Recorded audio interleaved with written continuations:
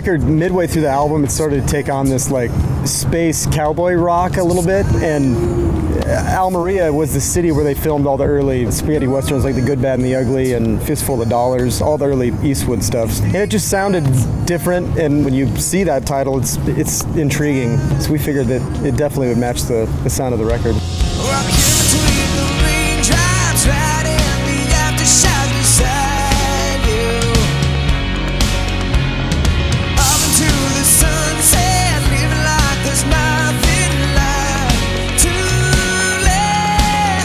This is our 6th album, and we've been doing this for over a decade now, so I think that the main objective was to just go into the studio and use the studio instead of just a recording device as more of a blank canvas, and use all of the instruments as colors and sounds and textures, and kind of just get away from 2 guitars, bass, drums, write the song, do pre-production, go in and record the song. And so I think the main fight was to kind of hold on to that spark that you had in the beginning when you were a teenager that picked up that guitar for the first time, and that sense of awe and wonder that you would have when you'd go into the studio where anything could happen. It was just kind of magical. You know, I think that over the years that kind of fades a little bit, you know, so this was our journey to kind of get back to that inspiring spark that we had in the beginning.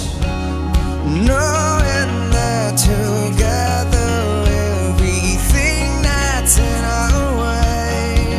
The song that actually took the longest was the single Between the Raindrops that Natasha Bedingfield is featured on. That one in particular took about 3.5 months to write. It was very much like writing Hanging by a Moment, in a sense where I heard an idea in my head and I just had to throw it down on tape, and just I didn't have time to think about it, so I was just throwing like Wurlitzers down and banjos and high-string electric Nashville tuning guitars and just all these different sounds that shouldn't really coexist together. And then I just kind of left it, you know, and that's when the rewriting process started, and it was kind of a struggle to finish. It took about 3.5 months, and then all the guys came in and produced their instruments on top of the track that I made, which was kind of interesting. Usually we all kind of track it together. So, and I just think that was part of the process, just throwing all the rules out the window and just jumping on any inspired moment as it happened.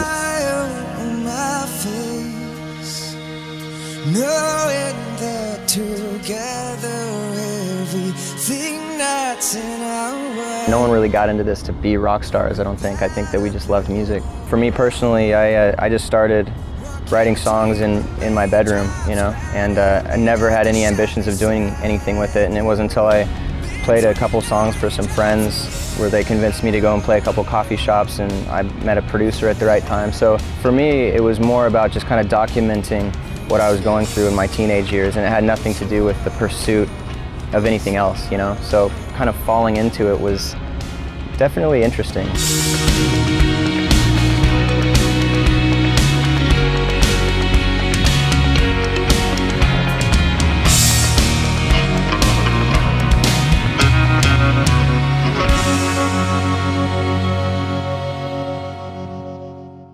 Gotta Be Tonight was the track that Jason wrote later on in the record-making process, and it's a song that speaks to us in volumes, because the catchphrase of the chorus of the song is got to keep your head calm and carry on. And it wound up being the first track off the new record, and we love that tune. Gotta keep your head up and move along, move along. Gotta keep your head calm and carry on, carry on.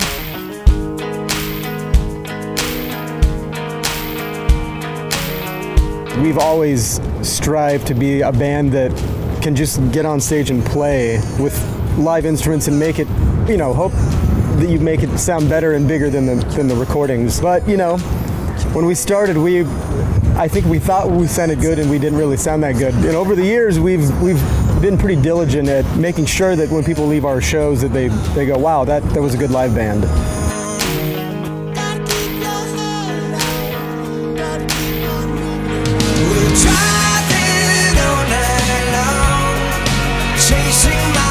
I think the Philippines was really exciting for us, because we actually, as a band, had no idea that we had fans in the Philippines.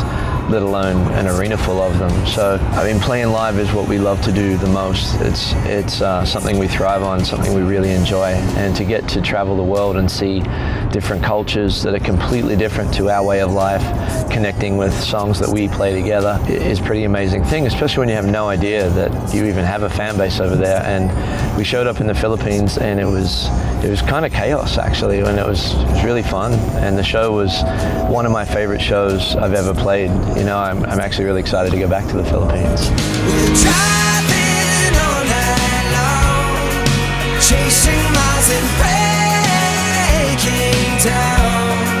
We gotta take a chance while we're still young. I think my favorite part about this album is that every song is kind of different and its own little islands, you know, and I think that was kind of a freeing experience, knowing that when you go into an album, you don't always have to kind of have a concept, you know, or making a concept record. All of your different influences can kind of coalesce together, and then that's when the album really kind of takes on its own journey, you know. So there are threads of the spaghetti western kind of threads sonically, but lyrically each song is kind of its own story, you know, and I would say it's a really uplifting record. You know, there's not a whole lot of breakup songs. It's really just kind of about life and journey and freedom.